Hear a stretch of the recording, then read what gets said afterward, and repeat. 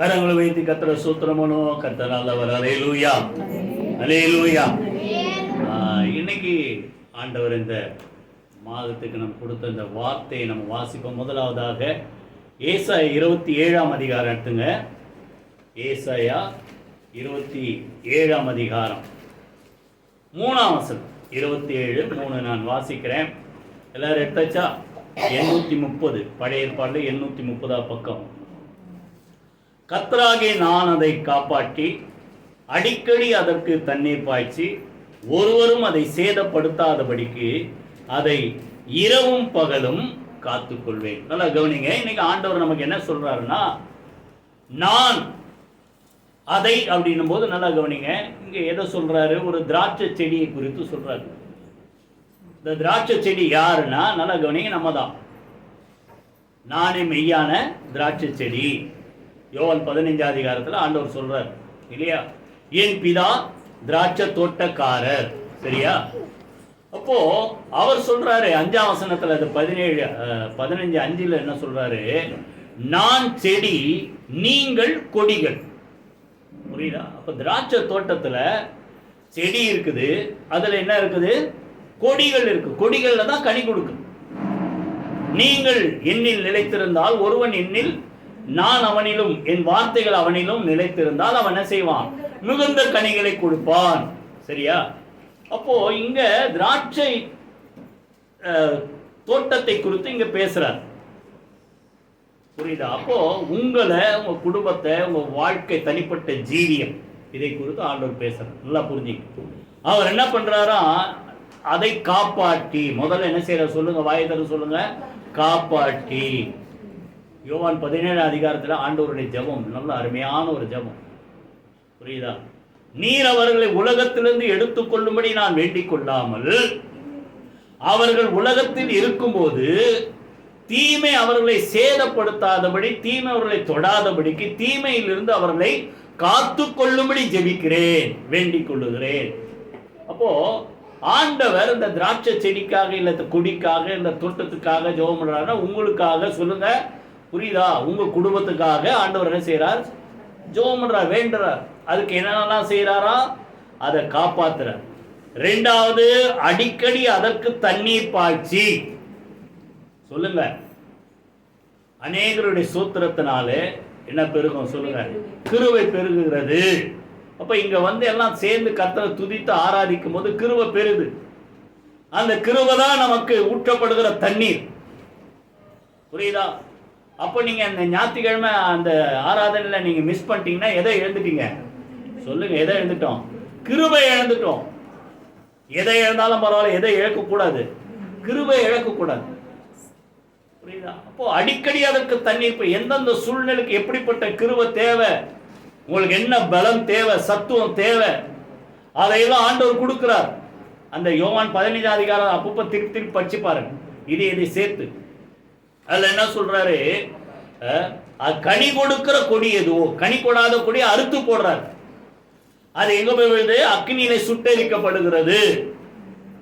கனி கொடுக்கிற கொடி எதுவோ அதை என்ன பண்றாரா? சுத்தம் பண்ணுகிறார், சுத்திகரிக்கிறார். நீங்க எல்லாரும் பார்க்கலாம், பார்த்துருப்பீங்க. இந்த செடி, இந்த தோட்டக்காரன் இவ்வளோ பெரிய ஒரு இது வச்சிருப்பார், கத்திரி, அப்படியே வெட்டிக்கிட்டே போவார். ஏன் வெட்டுறாரு? மேலே இருக்கிற அந்த அந்த மஞ்சள் எல்லாம் இப்போ பழுத்து போன இலையெல்லாம் ஏன் வெட்டுறாருன்னா, அதை வெட்டினாதான் இந்த புது இலை வளரும். புரியுதா? வெட்டவே வேணாம் அப்படின்னா அது செடி என்ன செய்யாது? வளராது. இப்போ வளரணும்னா சுத்தம் பண்ணணும். அப்போ நம்மளை எதனால சுத்திகரிக்கிறாருன்னா, என் உபதேசத்தினாலே நீங்கள் சுத்தமாய் இருக்கிறீர்கள். அதே யோவான் 15 அதிகாரம் தான் அதுவும். அப்போ அடிக்கடி அதற்கு தண்ணீர் பாய்ச்சினா இங்க வர வச்சு உங்களுக்கு உபதேசங்களை, தேவனுடைய வார்த்தைகளை கற்றுக் கொடுத்து, அந்த வார்த்தையில நீங்க நிலைத்திருந்தா அந்த கொடி கனிகளை கொடுக்கறது போல உங்க வாழ்க்கை எப்படி இருக்கும்? சொல்லுங்க, ஆசீர்வாதமா இருக்கும். புரியுதா? இன்னொரு இடத்துல ஆண்டவர் சொல்றார், என்னை தேடுகிறவருக்கும் தேடாதவருக்கும் வித்தியாசத்தை நான் காண்பிப்பேன். ரெகுலரா எப்பவுமே ஆண்டவரை தேடுற பழக்கம் இருக்கிற ஒரு இருதயம், தேவனுக்கு நடுங்குகிற ஒரு இருதயம். ஏசாயா 66 கூட அதான் சொல்றார், நான் யாரை நோக்கி பார்ப்பேன்? என் வசனத்துக்கு நடுங்குகிறவனையே நோக்கி பார்ப்பேன். புரியுதா? அப்போ நீங்க அவரை தேடுறீங்களா? அவர் வார்த்தையை கேட்குறீங்களா? அந்த வார்த்தைக்கு நீங்க பயந்து நடுங்கி அதை கீப் அப் பண்றீங்களா? இதெல்லாம் ஆண்டவர் பார்க்கிறார். அதுதான் நம்மளை சுத்திகரிக்கிறது. அவருடைய வார்த்தை, அவருடைய உபதேசம் நம்மளை என்ன செய்கிறது? சுத்திகரிக்கிறது. அதான் சொல்றார், அடிக்கடி அதை காப்பாற்றி அதற்கு அடிக்கடி அதற்கு தண்ணீர் பாய்ச்சி ஒருவரும் அதை சேதப்படுத்தாதபடிக்கு சொல்லுங்க, அதை இரவும் பகலும் காத்துக்கொள்வேன். அப்போ உங்களை, உங்கள் தனிப்பட்ட வாழ்க்கையை, உங்கள் ஜீவனை, உங்கள் குடும்பத்தை ஒருவரும் சேதப்படுத்தாதபடிக்கு நல்லா கவனிங்க. கர்த்தர் என்ன செய்யறாரு சொல்லுங்க? இரவும் பகலும் நம்மை பாதுகாக்கிறார். கரங்களை உயர்த்தி கர்த்தரை ஸ்தோத்திரம் பண்ணுவோமா? இப்போ அந்த திராட்சை செடியை குறித்து நம்ம பார்க்குறோம், கொடியை குறித்து பார்க்குறோம், தோட்டத்தை குறித்து பார்க்குறோம். இதெல்லாம சொல்லுங்க நம்முடைய வாழ்க்கை. சொல்லுங்க, அது அவர் சொல்றது எது? நம்முடைய வாழ்க்கை. அதான் யோவான் 15 அதிகாரத்தை நான் முன்னாடியே சொல்லிட்டேன். இப்போ அவர் அந்த கொடியை காத்து வருகிறார், அந்த தோட்டத்தை காத்து வருகிறார். எதுக்கு? வேற வேலை இல்லை, ஏதோ ஒரு பொழுதுபோக்குக்காக தோட்டத்தை வைக்கிறாங்க சொல்லுங்க. இப்போ விவசாயி என்ன செய்யறாங்க? பயிர் தோட்டத்தில் என்ன செய்யறாங்க? பயிர் வைக்கிறாங்க, நெல் வைக்கிறாங்க, கோதுமை வைக்கிறாங்க, கம்பு வைக்கிறாங்க, சோளம் வைக்கிறாங்க. நிறைய பேர் என்ன அது தென்னை மரம், அது எவ்வளோ வைக்கிறாங்க. எதுக்கு? வேற வேலை இல்லைண்டா. அது என்ன செய்யும்? பலன் கொடுக்கணும். அப்போ ஒரு எதிர்பார்ப்போடு தான் ஒரு தோட்டத்தை உருவாக்குகிறார்கள். அப்போ உங்களை ஆண்டவர் அழைத்ததன் நோக்கம் ஒரு எதிர்பார்ப்போடு வச்சிருக்கிறார். புரியுதா? நீங்க என்னைக்காவது அதை கேட்டிருக்கீங்களா? நம்ம உங்க ஜபம்லாம் எப்படி இருக்கும்? ஆண்டவர் எனக்கு ஏன் அதை செய்யல, இது ஏன் செய்யல, இதை கேட்குறீங்களா? பவுல் கேட்ட மாதிரி அழைத்த உடனே அவர் கேட்ட முதல் கேள்வி என்ன? நீங்க யாரு? ரெண்டாவது, ஆண்டவரே சொல்லுங்க, நான் என்ன செய்ய சித்தமா இருக்கிறீர்? எத்தனை பேர் இப்படி கேட்டு ஜெபம் பண்ணியிருக்கீங்க?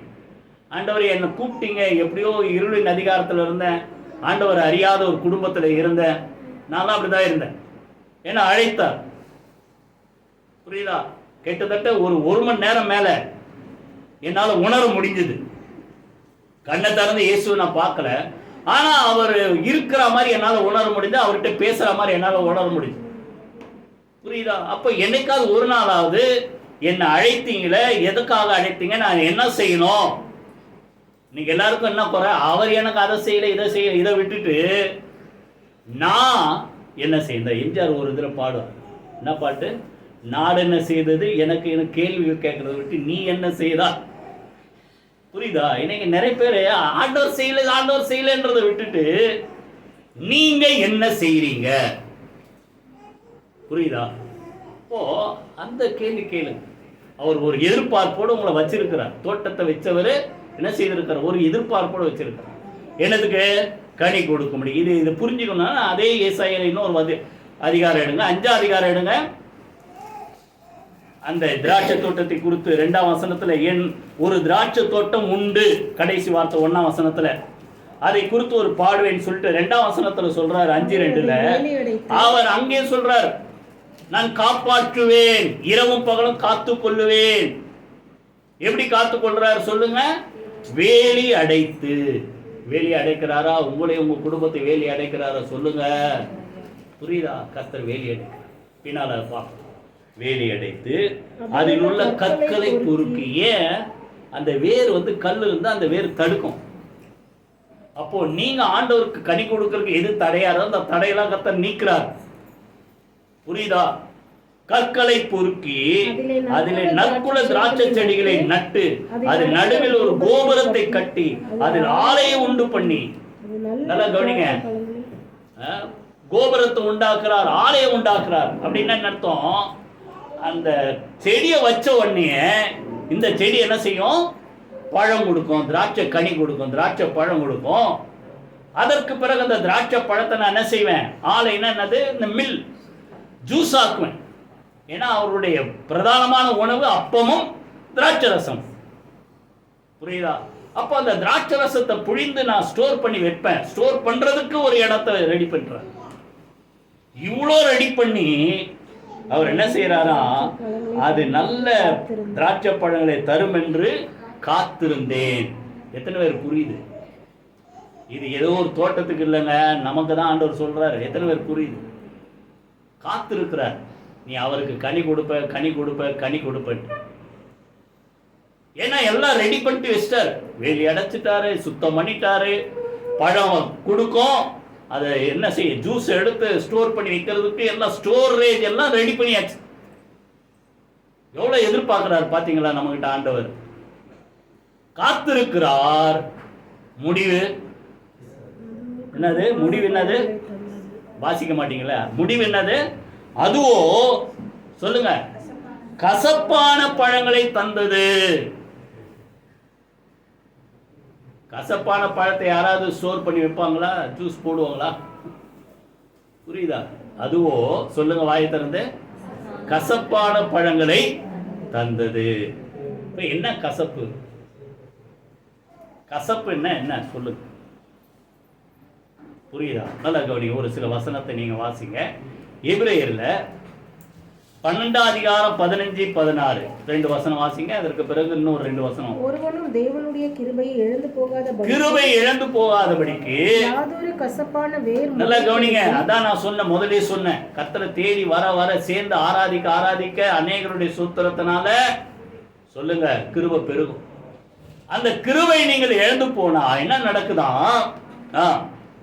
இழந்து போகாதபடிக்கும் எந்த ஒரு கசப்பான வேர் முளை தெழும்பி கலக்கம் உண்டாக்குகிறதினால் உங்களில் அநேகர் தீட்டுப்படாதபடிக்கும் ஒருவனும் வேசிக்கல்லனாகவும் ஒருவேளை போஜனத்துக்காக ஏசாவை போல் இருக்க. நல்லா கவனிங்க, இங்க கவனிங்க. இப்போ கசப்பான வேர் உங்களிலே எழும்பாதபடிக்கு ஜாக்கிரதையா இருங்க. புரியுதா? அப்போ நல்லா கவனிங்க. ஆண்டவரை தேடி வரதான் நம்ம கிட்ட இருக்கிற துர்க்குணம்லாம் நீங்கும். நான் சொல்ற ஒத்துக்கிறீங்களா இல்லையா? தேடி வர அதான் சொல்றாரு, திருப்பி அந்த வார்த்தை சொல்ற, என் உபதேசத்தினாலே என்ன செய்கிறீர்கள்? நீங்கள் சுத்தமா இருக்கிறீங்க. தேடி வந்தாதான் பேசுவார்.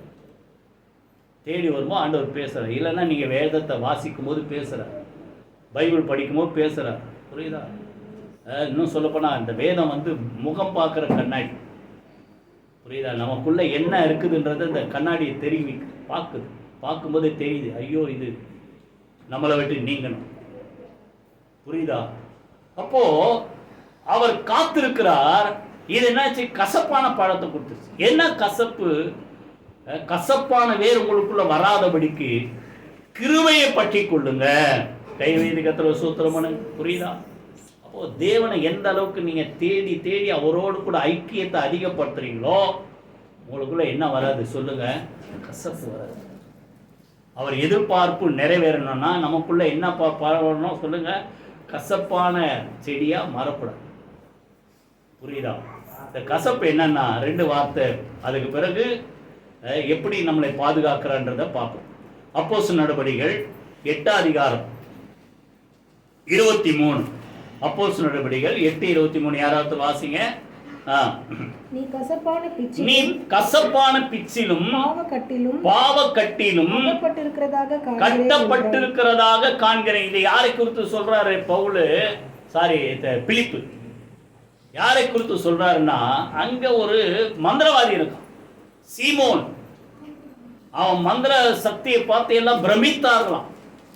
அந்த ஊர் சமாரியாவுக்கு பிலிப்பு போறாரு. பிலிப்பு அநேக காரியங்களை செஞ்ச உடனே என்ன ஆகுது? கவனிங்க. மந்திரவாதியை பிரமிக்கிறான். மந்திரவாதியை பிரமித்து, நான் என்னென்னமோ பண்றேன், இதெல்லாம் என்னால என்ன செய்ய முடியல, சாதிக்க எதை செய்ய முடியல, இப்படிப்பட்ட காரியம்லாம் அந்த பிலிப்பு மூலமா ஆண்டவர் செய்யறாருன்ட்டு அவனுக்குள்ள ஒரு விசுவாசம் என்ன பண்ணா, அவனும் ரட்சிக்கப்பட்டு ஞானஸ்தானம் எடுத்துட்டான். யாரு? மந்திரவாதி. இது 13 இருக்கும். அந்த சமாரியாவில் இருக்கிற அந்த சீமோன் என்பவனு என்ன செய்தான்? அவனும் ஞானஸ்தானம் பெற்றான். எல்லாரும் ஞானஸ்தானம் எடுக்கும், அவனும் ஞானஸ்தானம் எடுத்துட்டான். இப்போ அவன் ஞானஸ்தானம் எடுத்தாச்சு. ஆனா அவனுக்குள்ள இன்னும் என்ன இருக்குது? கசப்புன்ற பாவம் இன்னும் உள்ள இருக்கு. எத்தனை பேர் புரியுதா? அப்போ நல்லா கவனிங்க. ஒரு வீட்டில் ஒரு கசப்பு இருந்ததுன்னா அங்கே என்ன பண்ணுது? கசப்பான வேறு எழும்புகிறதுனாலே அநேகர் தீட்டுப்படுகிறார்கள். கவனிங்க. அப்போ ஒரு குடும்பத்தில் யாருக்கிட்டே ஒருத்தர்கிட்ட இந்த காரியம் இருந்ததுன்னா குடும்பம் முழுசும் பாதிக்கும். பிரசங்கில ஒரு வார்த்தை இருக்கும், செத்த ஈக்கள் தைலக்காரனுடைய பரிமள தைலத்தை என்ன செய்யும்? கெட்டு போக பண்ணும். புரியுதா? ஒரு சின்ன பாவம் அந்த இடத்துல இருந்து அது சுத்து வட்டாரத்தில் மக்கள் எல்லாம் பாதிக்கும், குடும்பத்தை பாதிக்கும். புரியுதா? அப்ப நல்லா கவனிங்க, நாம ஆண்டவரை தேடி வர வரதான் அவர் நம்மகிட்ட பேசுறார். அந்த உபதேசம் நம்முடைய என்ன செய்யும்? வாழ்க்கை என்ன செய்யுது? சுத்திகரிக்கிறது. புரியுது? 19 அதிகாரத்துல சங்கீதத்தில் அப்புறம் படிச்சு பாருங்க. தன் பிழைகளை உணர்கிறவன் யார்? அது அப்படியே வரைய சேரும். அடுத்தது மறைவான குற்றங்கள், துணிகரமான பாதகங்கள், அடுத்தது துணிகரமான பாவங்கள், அடுத்தது பெரும் பாதகம். வரிசை ஸ்டெப் பை ஸ்டெப்பா மேல பெருசாகுது. புரியுதா? இதெல்லாம் வராம நம்ம காக்கப்படணும்னா கர்த்தருடைய வேதம் மனதை என்ன செய்தான்? தெளிவிக்கிறது. நம்ம மனசுல என்ன கரை ஒட்டிட்டு இருக்குதுன்றத எது தெளிவிக்கிறது, தெரிய காட்டுகிறது? தேவனுடைய வார்த்தை. புரியுதா? அப்போ நீ ஆண்டவரை தேட தேடதான் அந்த கசப்பு வராதபடிக்கு உங்க இருதயம் என்ன செய்யுது? சுத்திகரி. பாவம் என்கிற கசப்பு அது முதல்ல. ரெண்டாவது இன்னொரு கசப்பு பாருங்க, நீதிமொழிகள்ல 14:10 யாரோ ஒருத்தர் வாசிங்க. நீதிமொழிகள் 14:10 யாரோ ஒருத்தர் வாசிங்க.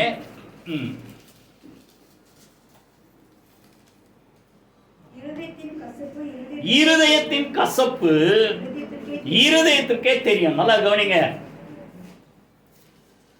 இதுங்க இப்போ ரெண்டாவது என்ன கசப்பு? வாழ்க்கையில முதல்ல பாவன்ற கசப்பு. அது ஆண்டவருக்கு ஒத்து வராது. அதனால புரியுதா? ஒரு பாவி மிகுந்த நன்மை கெடுப்பான். அங்கதான் போட்டு பிரசங்கி எரேமியா 5:25 நினைக்கிறேன். அதுல என்ன போட்டு தெரியுமா? இந்த பாவம் நமக்கு வர வேண்டிய நன்மையை தடை செய்கிறது, கெடுக்கிறது. சரி, அது பாவம்ன்ற கசப்பு. ரெண்டாவது இருதயம் கசப்பு. இருதயத்துல கசப்பு வந்துருச்சுன்னா நீங்க என்னதான் ஜெபம் பண்ணாலும் அந்த ஜெபத்துக்கு பலனே இருக்காது. அதான் சொல்றாரு, இருதயத்தின் கசப்பு இருதயத்துக்கே தெரியும். அப்படின்னு அர்த்தம், உள்ள உனக்கு கசப்பை வச்சிருக்கிறன்றது உனக்கு தெரியுது. ஆனா சும்மா அதை மூடி மறைச்சிக்கிட்டு மேலோட்டமா. புரியுதா? குடும்பத்துல இதெல்லாம் கொஞ்சம் கவனிச்சு பார்க்கணும். உள்ள கசப்பு வரக்கூடாது. கோபம் தான் என்ன ஆகுது? கடைசியில கசப்பா மாறுது. கோபம் மூர்க்கமா மாறும். மூர்க்கம் எதை கொண்டு வரும்? கசப்பு கூட. எபேசியர்ல நீங்க அப்புறம் படிச்சு பாரு. கிறிஸ்து உங்களுக்கு மன்னித்தது போல நீங்க மன்னிக்கணும்ன்றார். மன்னிக்கலன்னா ஒருத்தர் மேல இருந்த கோபம் மூர்க்கமா மாறி கடைசியில் அவங்க மேல என்ன வந்தது? கசப்பு வந்தது. உள்ள ஒரு கசப்பு வந்துச்சுன்னா நீங்க என்னதான் பேசினாலும் அது நிஜமான வார்த்தையா என்ன செய்யாது? இருக்காது. அந்த குடும்பம் பாதிக்கப்படும். எத்தனை பேர் புரியுது? அப்போ ஆண்டவர் என்ன எதிர்பார்க்கிறாரு? நல்ல திராட்சை ரசம் தரோன்னு பார்த்தேன், அது என்ன கொடுத்துருச்சு? கசப்பான திராட்சை கொடியா மாறினது என்ன? புரிஞ்சிச்சா? நல்லா கவனிங்க. நம்ம வாழ்க்கையில கசப்பு வராதபடி நம்ம ஜாக்கிரதையா இருக்கு. இப்போ அந்த திராட்சை செடியை குறித்து சொல்லிட்டு இன்னொரு வார்த்தை முடிக்குமா என்ன சொல்றாரு? நான் என்ன செய்வேன்? ஒருவரும், வாய்த்தர திரும்பி சொல்லுங்க அந்த வார்த்தை, ஒருவரும் அதை சேதப்படுத்தாதபடிக்கு சொல்லுங்க, இரவும் பகலும் காத்து கொள்ளுவேன். ஓ, இதை நீங்க உங்களை விட்டு நீக்கிட்டு கசப்பு வராதபடி ஆண்டவருக்கும் நமக்கும் என்ன இருக்கு? ஒரு நல்ல என்ன சொல்றது? மனப்பான்மை. இந்த இதுல பேதுருல சொல்றார், நம்முடைய இருதயமே, 3ஆம் அதிகாரம் நினைக்கிறேன், நம்முடைய இருதயமே நம்மை குற்றவாளிகளாக தீர்க்காதிருந்தால், புரியுதா, நமக்குள்ள ஒரு தைரியம் இருந்து கர்த்தரிடத்தில் கேட்டுக்கொள்வதை நம்ம என்ன செய்வோம்? பெற்றுக்கொள்வோம். உள்ள கசப்பு வந்துச்சுன்னா நீங்க தைரியமா ஜெபம் பண்ண முடியுமா? முடியாது. அது உள்ள வந்து உறுத்தம். புரியுதா? அப்ப நல்லா கவனிங்க. இந்த காரியத்துக்கு நீங்க விலகி இருங்க. கர்த்தர் செய்ய வேண்டியதை நிச்சயமா கர்த்தர் செய்வார். என்ன சொல்றாரு? ஒருவரும் அதை சேதப்படுத்தாதபடிக்கு இரவும் பகலும் அதை காத்துக்கொள்ளு. அப்போ நல்லா கவனிங்க. உங்களை காப்பார், உங்க குடும்பத்தை காப்பார், உங்களுக்கு உண்டான எல்லாவற்றையும் கர்த்தர் காப்பார். கைவைது கர்த்தர் சூத்திரம் மூலமா முதல்ல உங்களை காக்கிறவர் எப்படி பாதுகாக்கிறார் பாருங்க. ஒரு வசனம் வாசிக்க ரொம்ப சுருக்கமா பார்த்து முடிச்சிருவோம். ஏன்னா முக்கியமான பாயிண்ட் தான். கசப்பு வராதபடி காத்துக்கொள்ளுங்க, கர்த்தர் எல்லாத்தையும் செய்வார். எப்படி பாதுகாக்கிறார்? சேதப்படுத்தாதபடி பாதுகாக்கிறார். அதை குறித்து ஒரு 3 காரியம் பார்ப்போம். தானியேல் 6 அதிகாரம் 22, யாராவது வாசிங்க. தானியேல் 6 அதிகாரம் 22. சிங்கங்கள் என்னை சேதப்படுத்தாதபடிக்கு தேவன் தம்முடைய தூதனை அனுப்பி அவைகளின் வாயை கட்டி போட்டார். அதேனென்றால் அவருக்கு முன்பாக நான் குற்றமற்றவனாய் காணப்பட்டேன். ராஜாவாகிய உமக்கு முன்பாகவும் நான் நீதிகேடு செய்ததில்லை. சிங்கக்கவில போட்டாங்க. இதெல்லாம் பெரிய ஒரு தனியா எடுத்து மெசேஜ் எடுக்கும். ஆனா அந்த பாயிண்ட மாத்திரம் சொல்றேன். கர்த்தர் சேதப்படுத்தாதபடி காத்தார். எது? சிங்கங்கள் சேதப்படுத்தாதபடி. அப்போ உங்கள் ஜீவனை காக்கிற ஆண்டவர். வாயத்தன சொல்லுங்க, சொல்லுங்க. எந்த சேதம் வராதபடி இதுவரை என் ஜீவனை காத்தவர். புரியுதா? ஒரு 3 வருஷம் முன்னாடி திடகாத்திரமா இருந்தவங்க திடீர்னு காணாம போயிட்டாங்க. கொரோனா வந்து இவங்களுக்கா அப்படின்னு நினைக்கிற மாதிரி ஆயிடுச்சு. புரியுதா? அந்த அலையெல்லாம் தாண்டி நம்ம இன்னைக்கு வந்திருக்கிறோம். சேதப்படுத்தாதபடி நம்முடைய ஜீவனை கர்த்தர் காத்திருக்கிறார். காரணம் என்ன தெரியுமா? அவர் நம்ம மேல இன்னும் கிருபையா தான் இருக்கிறார். புரியுதா? இந்த தானியேலை சிங்கங்கள் சேதப்படுத்தாதபடி கர்த்தர் காத்தார். அவன் உயிரை கர்த்தர் காக்கிறார். பின்னால பார்த்தா அதே சிங்க கெவியில அவனுக்கு விரோதமா பேசின குடும்பத்தெல்லாம் தூக்கி போடுறாங்க. அவன் கெவிக்குள்ள போறதுக்குள்ள அங்கிருந்து பாஞ்சு வந்து எல்லாத்தையும் கொண்டு போட்டுச்சான். அப்போ எவ்வளவு கொடுமையான சிங்கம் பாருங்க. ஆனா அதே சிங்கம் இந்த தானியேல் அந்த சிங்க குகைக்குள்ள, கெபின்னா புரியலன்னா குகைக்குள்ள போகும்போது அது ஒண்ணும் பண்ணல. ஆண்டவர் வாயை கட்டி போட்டார். சிங்கம்னா நல்லா கவனிங்க, நமக்கு விரோதமா எழுப்புகிற பொல்லாத மனிதர்கள் அப்படி வச்சுக்கிறோம். புரியுதா? பொல்லாத மனிதர்கள் சிங்கங்களை போல என்னை மேலே என்ன செய்கிறார்? கர்ஜிக்கிறார்கள். 22ஆம் சங்கீதத்தில் கூட அதை ஆண்டவர் சொல்றார். அடுத்து நீங்க பார்த்த பொல்லாத மனிதர்கள் 1 பேதுரு 5 அதிகாரம் 8ஆம் வசனத்துல நீங்க தெளிந்த புத்தி உள்ளவர்களா இருங்கள். ஏனென்றால் என்ன சொல்றாரு? உங்கள் எதிராளியான பிசாசானவன், சொல்லுங்க, எவனை விழுங்கலாம் என்று வகை தேடி கர்ஜிக்கிற சிங்கத்தை போல வகை தேடி சுற்றி திரிகிறான். பொல்லாத மனிதர்களும் சிங்கத்தை போல நம்மளை முழுங்கலான்னு பார்க்கலாம். இருக்கிறாங்களா? எல்லாத்துக்கும் மேல நமக்கு ஒரே எதிராளியான பிசாசு. சிங்கங்கள் போல என்ன செய்யறான்? நம்மளை முழுங்கிறதுக்கு ரெடியா இருக்கிறான். ஆனா இவைகள் மத்தியிலே நம்முடைய ஜீவனை காக்கிற ஆண்டவர் நம்மோடு கூட இருக்கிறார். கைகளை வைத்து கர்த்தரை சொல்றோம். தானியேல் சொல்றார், சிங்கங்கள் என்னை சேதப்படுத்தாதபடிக்கு அத வாயை கட்டிட்டார். ஏன் கட்டினாரு சொல்லுங்க? தானியேல் ரொம்ப எலும்பு தோலுமா இருந்தாரு. அவர்கிட்ட ஒண்ணுமே இல்லை சாப்பிடுறது. அதனால இல்லை. எப்படி அந்த ரீசன் கூட திருப்பி படிங்க. அதேனென்றால், அந்த வார்த்தை வாசிங்க. அதேனென்றால் அவருக்கு முன்பாக நான் குற்றமற்றவனாய் காணப்பட்டேன். யாருக்கு முன்னால? ஆண்டவருக்கு முன்னால. ஏன் சட்டம் வருது? ராஜாவை நோக்கி தான் ஜெபம் பண்ணோம். வேற எந்த தேவனை நோக்கி ஜெபம் பண்ணா சிங்க கவியில போடுவேன் சட்டம் வருது. புரியுதா? சட்டத்துக்கு பயந்து ஆண்டவரை தேடுறது விடல. தினமும் தான் செய்து வருகிறபடியே 3 வேளையும் அந்த எருசலேமுக்கு நேராக தன்னுடைய ஜன்னல் கதவுகளை திறந்து வைத்து தேவனை நோக்கி என்ன செய்தானா?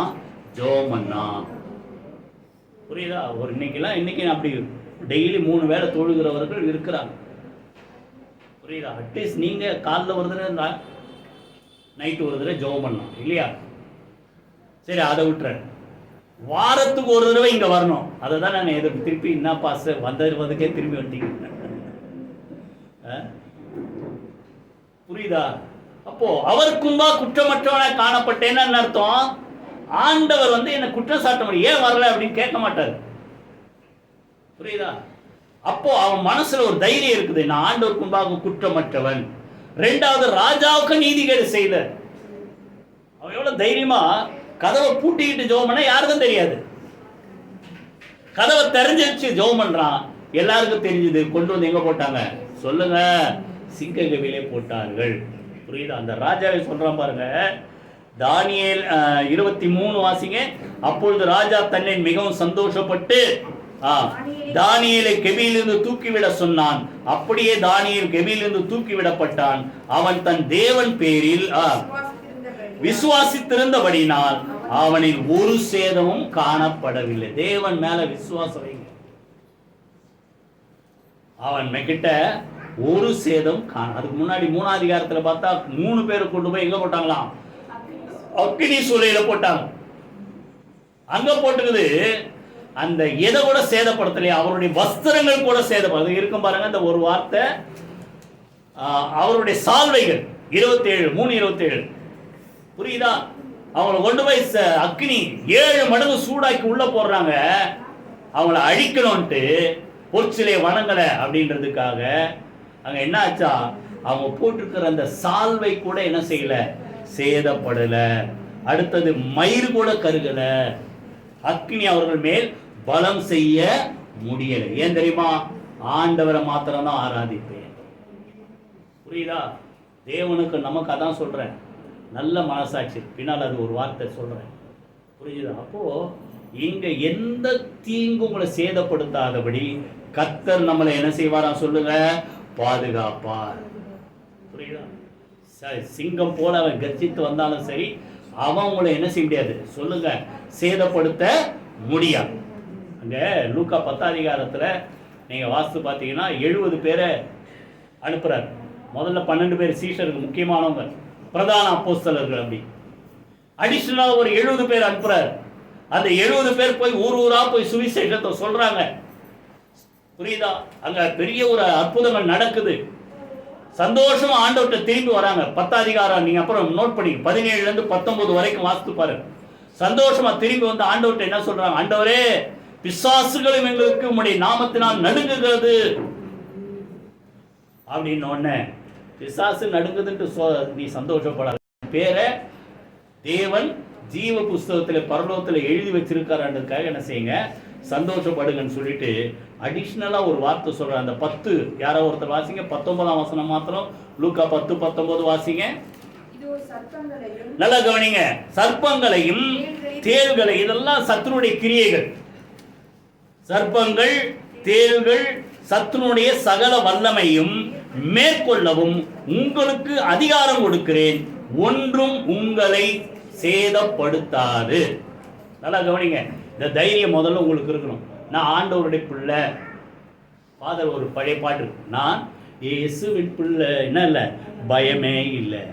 புரியுதா? நீங்க ஆண்டவர் பிள்ளைன்ற மனசாட்சி உள்ள இருந்தா பயம் வராது. புரிஞ்சுதா? இங்க சொல்றாரு, நீங்க அவங்கள மேற்கொள்ளுங்க. சத்துருடைய சகல வல்லமை நீங்க என்ன செய்வீங்க? மேற்கொள்ளுவீங்க. அதுல ஒண்ணுதான், தேள்களையும் சர்ப்பங்களையும் மிதிக்கும்படி வல்லமை அதிகாரம் நான் உங்களுக்கு கொடுக்கிறேன். புரியுதா? அங்க சொல்றாரு, ஒன்றும் உங்களை சேதப்படுத்தாது. முதல்ல இந்த தைரியம் இருந்தாதான் அதை மேற்கொள்ள நீங்க போவீங்க. ஐயோ அதுகிட்ட போவாத, அது நம்மள ஏதாவது பண்ண போகுதுன்னா சொல்லுங்க. புரியுதா? இன்னைக்கு நிறைய பேர் பார்த்தீங்கன்னா சாசை பார்த்து என்ன செய்வான், நமக்கு எதுவும் நம்ம அப்படி வேலைக்கு போயிடுவோம். ஆண்டவர் என்ன சொல்றாரு, நீ அதை மேற்கொள்வாய், அது ஒண்ணு என்ன செய்ய முடியாது, வாயத்தர சொல்ல மாட்டீங்களே, என்ன செய்யாதான், சேதப்படுத்த முடியாது. அந்த வல்லமை அதிகாரத்தை நான் உங்களுக்கு தரேன். புரியுதா? உன் ஜீவனை யாரால என்ன செய்யும்? பின்னால மார்க் 16 பார்த்தா, சாவுக்கு ஏதுவான ஒன்றை குடித்தால் மூலம் என்ன செய்யாது, சேதப்படுத்தாது. புரியுதா? அப்ப நம்முடைய ஜீவனை சேதப்படுத்த யாரால முடியாது. ஏன்னா நம்முடைய ஜீவனை காக்கிறவர் நம்முடைய ஆண்டவர். புரியுதா? ஆத்துமாக்களை அழிக்க முடியாமல் சரீரத்தை மாத்திரம் கொள்ளுகிறவர்களுக்கு நீங்க என்ன செய்யாதீங்க, பயப்படாதீங்க. அநேகம் அடைக்கலான் குருவிகளை பார்க்க நீங்கள் யாரு, விசேஷமானவங்க. புரியுதா? சொல்றாரு, பிதாவின் சித்தம் இல்லாமல் தலையிலிருந்து ஒரு முடியாக கீழே விழாது. அடைக்கலான் குருவியை பாதுகாக்கிற ஆண்டவர் உங்களை கர்த்தர் பாதுகாப்பார், ஒன்றும் உங்களை என்ன செய்ய சொல்லுங்க, சேதப்படுத்த முடியாது. நான் ஒரு தடவை ஒரு 4 மாசம் இருக்கும் சர்ச்சில் சொன்னா தெரியல, ஒரு 4-5 மாசம் இருக்கும், கிட்ட ரொம்ப நாள் ஆயிடுச்சு.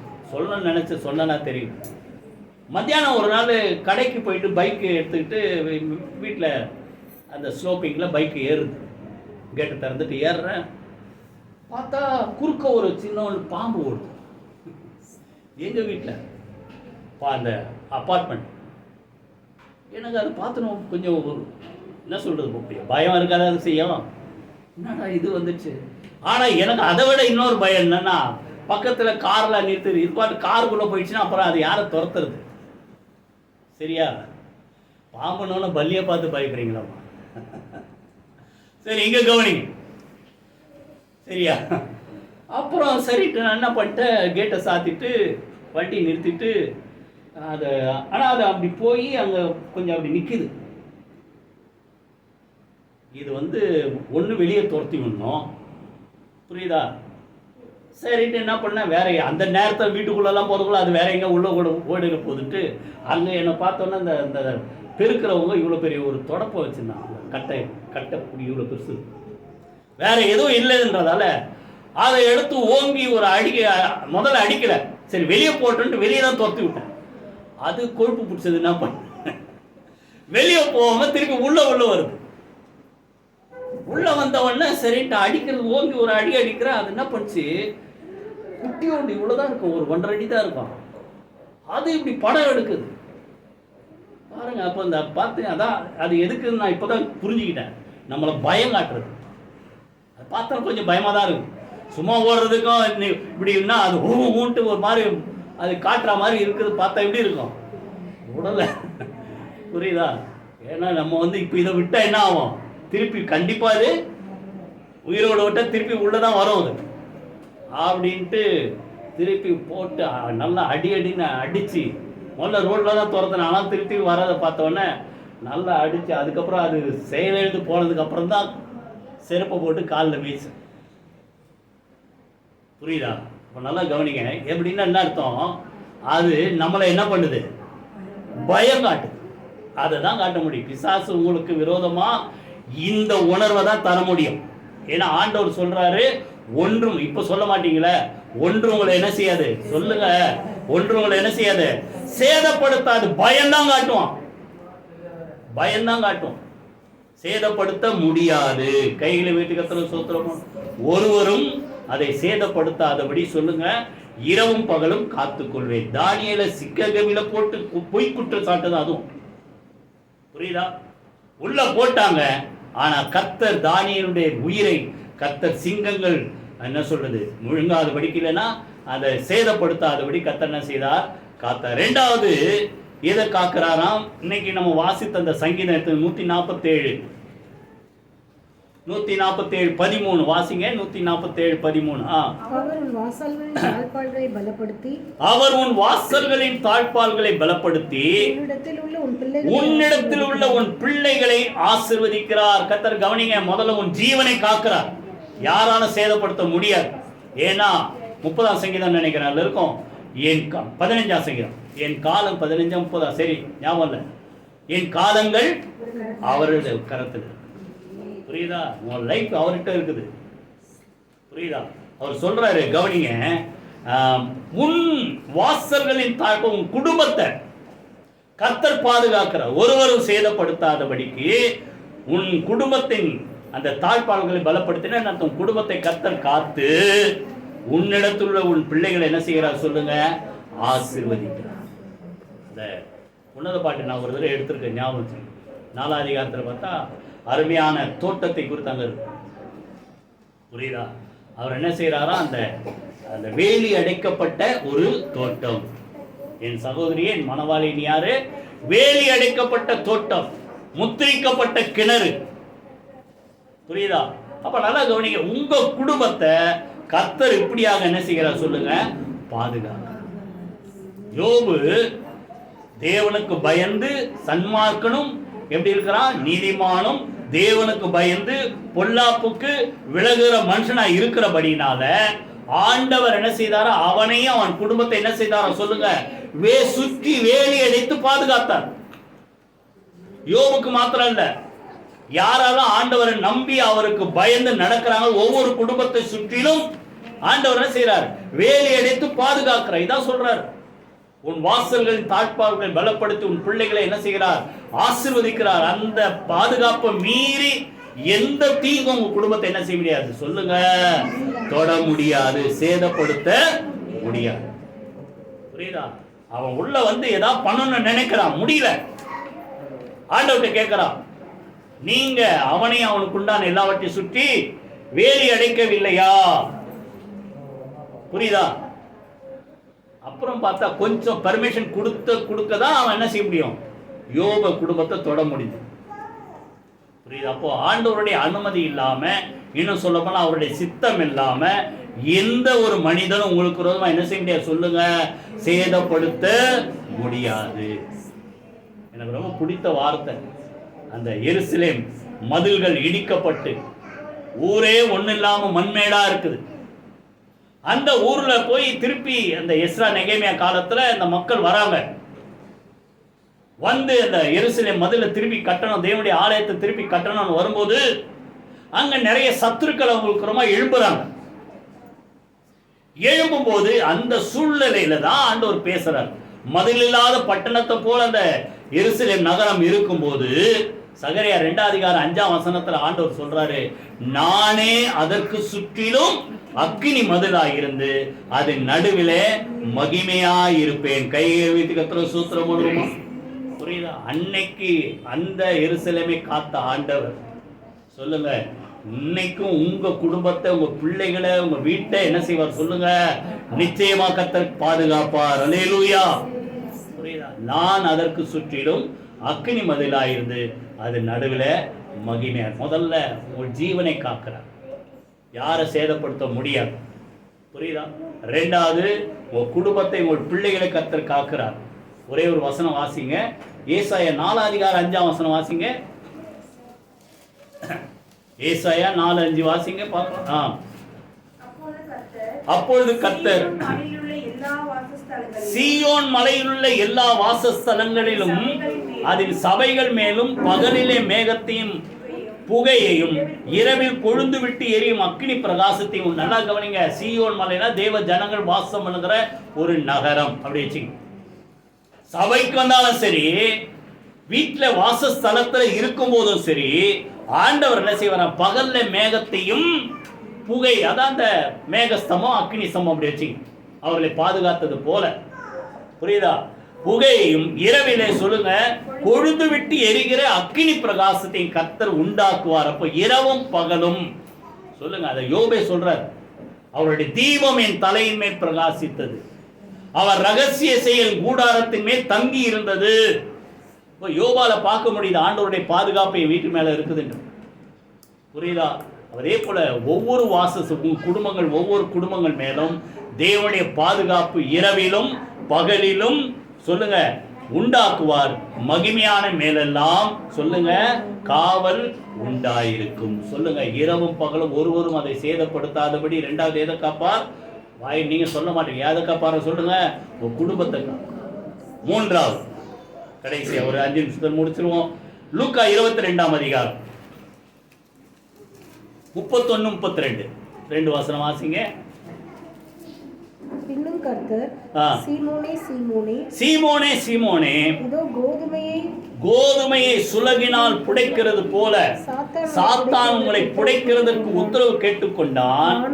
நானோ உன் விசுவாசம் ஒழிந்து போகாதபடிக்கு உனக்காக வேண்டிக் கொண்டேன். நீ குணப்பட்ட பின்பு உன் சகோதரரை ஸ்திரப்படுத்தி. என்ன கவனிங்க, இப்போ சாத்தான் ஆண்டவர்கிட்ட பெர்மிஷன் கேட்கிறான்.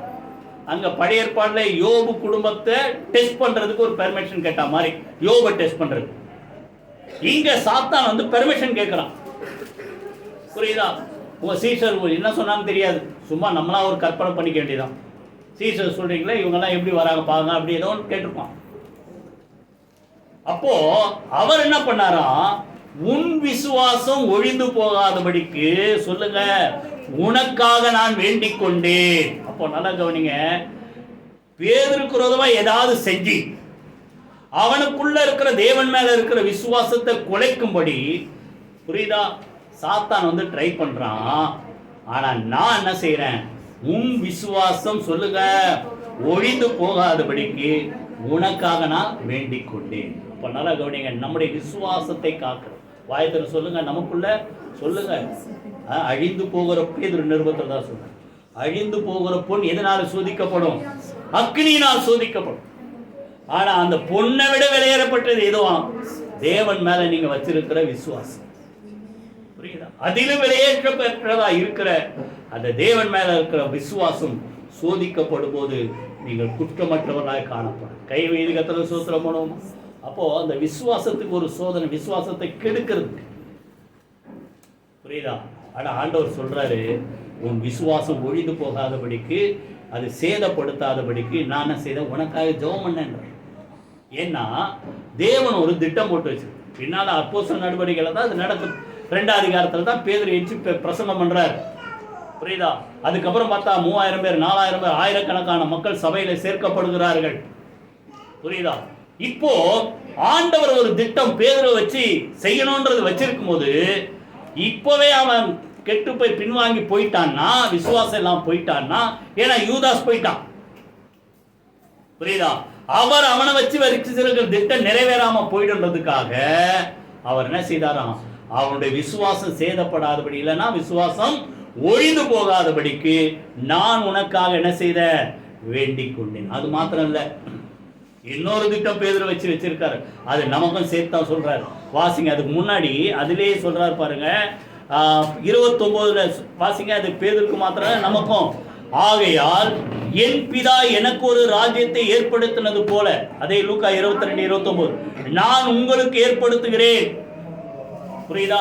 என்ன ராஜ்யம்? நீங்கள் என் ராஜ்யத்திலே, என் பந்தியிலே போஜனபானம் பண்ணி இஸ்ரவேலின் 12 கோத்திரங்களின் நியாயம் தீர்க்கிறவர்களாய் சிங்காசனங்களின் மேல் உட்காருவீர்கள். ஓ விசுவாசம் ஒழிந்து போகாதபடி, ஓ விசுவாசம் சேதப்படுத்தாதபடி, கடைசி வரைக்கும் நீ விசுவாசத்தை காத்துக்கொண்டு, பவுல் சொல்றார் பாருங்க, நல்ல போராட்டத்தை போராடினேன், ஓட்டத்தை முடித்தேன், விசுவாசத்தை காத்துக்கொண்டேன், இது முதல் நீதியின் கிரீடம் எனக்காக வைக்கப்பட்டிருக்கிறது. அப்போ கடைசி வரைக்கும் விசுவாசம் ஒழிந்து போகாதபடி, சேதப்படாதபடி இருந்தாதான் நீதியின் கிரீடம் பெறுவோம். அது பவுல் சொல்றது. இங்க இவருக்கு பேதுருக்கு என்ன சொல்றாரு, மறுமையின் ராஜ்யத்துல நீங்க, நான் பிதாவுடைய சிங்காசனத்துல உட்கார்ந்து இருக்கிற மாதிரி என்னோடு கூட நீங்களும் எங்க உட்கார்ந்து இருப்பீங்க, சிங்காசனங்கள் மேல் உட்கார்ந்து அரசாளுவீர்கள். கைகளை வைத்து கர்த்தருக்கு ஸ்தோத்திரம் பண்ணுவோம். அப்போ இங்க வந்திருக்கிற, புரியுதா, ஒவ்வொருவருக்கும் ஆண்டவர் ஒரு திட்டம் வச்சிருக்கிறார். அவருடைய ராஜ்யத்துல, அந்த 1000 வருஷ அரசாட்சியில அவரோடு கூட நாங்கள் என்ன செய்வோம், அரசாளுவோம் என்று புதிய பாட்டை பாடினார். புரியுதா? அப்போ ஆண்டவர் நமக்காக ஒரு திட்டம் வச்சிருக்கார். அது அங்க மாத்திரம் இல்ல, இங்கேயும் உங்களை வச்சு இதெல்லாம் செய்யணும் திட்டம் வச்சிருக்க. பேதுருவை வச்சு புதிய ஏற்பாட்டு சபையை என்ன செய்தார், துவக்கினார். புரியுதா? அத்தனை ஒரு அற்புதங்கள் பேதுரு நடந்து போகும்போது நிழல் பட்டவெல்லாம் சுகமாக, அவ்வளோ அதிசயங்கள் பேதுரு வச்சு ஆண்டவர் செய்து காட்டினார்.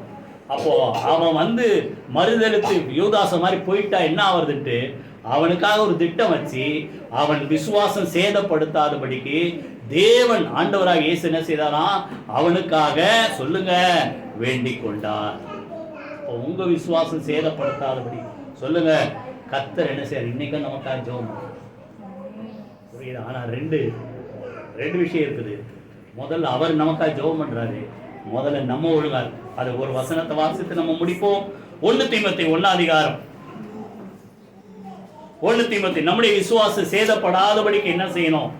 1 தீமோத்தேயு 1ஆம் அதிகாரம் 18-19 வாசிங்க. 18, என் குமாரனாகிய தீமோத்தேயே, உன்னை குறித்து முன்னுண்டான தீர்க்க தரிசனம்படியே நீ அவைகளை முன்னிட்டு நல்ல போராட்டம், அதான் பின்னால் அவர் சொல்றார், கடைசி நாள்ல நல்ல போராட்டத்தை நான் போராடி முடித்தா மாதிரி நீ நல்ல போராட்டம் பண்ணும்படி இந்த கட்டளையை உனக்கு ஒப்புவிக்கிறேன்.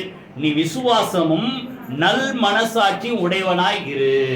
நல்லா கவனிங்க, விசுவாசம் சேதப்படாம இருக்கணும்னா நமக்குள்ள என்ன வரணும்? வாயத்தரம் சொல்லுங்க. வாயை சொல்ல மாட்டேங்க. என்ன வரணும்? நல் மனசாட்சி. நல் மனசாட்சி. ஏன்னா தேவனை நோக்கி அப்பதான் நம்ம ஜெபம் பண்ண தைரியமே வரும். விசுவாசமும் நல் மனசாட்சி உடையவனாய் இரு. ஏன்னா இந்த நல் மனசாட்சி சிலர் தள்ளிவிட்டு விசுவாசமாகிய கப்பலை சேதப்படுத்திட்டாங்க. அப்போ விசுவாசம் சேதப்படாதபடி இருக்கணும்னா முதல்ல நமக்குள்ள என்ன வேணும்? வாயத்தரம் சொல்லுங்களேன். நல்ல மனசாட்சி. புரியுதா? உங்க மனசாட்சி உங்களை தைரியப்படுத்தணும். புரியுதா? நான் ஆண்டவர் புறமா எந்த காரியம் செய்யல, அதனால நான் தைரியமா கேட்கிறேன். புரியுதா? நல் மனசாட்சி என்ன செய்யாதீங்க, சேதப்படுத்தாதீங்க. எல்லாத்துக்கும் மேல ஆண்டவர் நம்மை அழைத்தவர். புரியுதா? கடைசி வரை அவர் காப்பார். அது அவர் நமக்கா வச்சிருக்கு. நம்ம செய்ய வேண்டியது நமக்குள்ள என்ன வேணும் சொல்லுங்க, நல்மனசாட்சி. ஒரே ஒரு வார்த்தை அதை குறித்து வாசி நம்ம ஜோமனும். யோவான் 10:28 யாரோ ஒருத்தர் வாசிங்க. யோவான் 10:28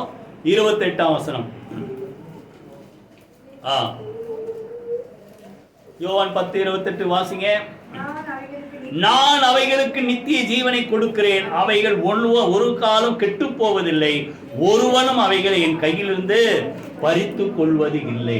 அழைத்தவர் உண்மையுள்ளவர், கடைசி வரைக்கும் நம்மை காப்பார். கையில வைத்து கர்த்தரை ஸ்தோத்திரம் பண்ணுவோமா?